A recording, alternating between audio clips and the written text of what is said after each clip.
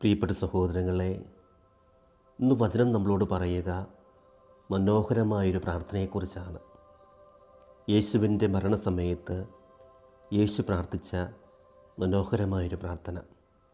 ലൂക്കായുടെ സുവിശേഷം 23-ാം അധ്യായം 46-ാം തിരുവചനത്തിൽ നമ്മൾ ഈ പ്രാർത്ഥന കാണുന്നു. പിതാവേ, അങ്ങയുടെ കരങ്ങളിൽ എൻ്റെ ആത്മാവിനെ ഞാൻ സമർപ്പിക്കുന്നു. പ്രിയപ്പെട്ടവരെ, വളരെ മനോഹരമായ പ്രാർത്ഥന. തമ്പുരാനെ, ഇതാ നിൻ്റെ കരങ്ങളിൽ എൻ്റെ ആത്മാവിനെ ഞാൻ സമർപ്പിക്കുന്നു. യേശു പറഞ്ഞ പ്രാർത്ഥനയാണ്. നമ്മളും ഓരോ ദിവസവും പറയേണ്ട പ്രാർത്ഥനയാണ്. തമ്പുരാനിതാ എൻ്റെ ആത്മാവിനെ നിൻ്റെ കരങ്ങളിൽ സമർപ്പിക്കുന്നു. ഇന്നേ ദിവസത്തെ ഓരോ പ്രവൃത്തികളും ചിന്തകളും വിചാരങ്ങളൊക്കെ നിൻ്റെ കരങ്ങളിലേക്ക് സമർപ്പിക്കുന്നു. ഈ പ്രാർത്ഥന നമ്മൾ പ്രിയപ്പെട്ടവരെ എല്ലാ ദിവസവും പറയണേ.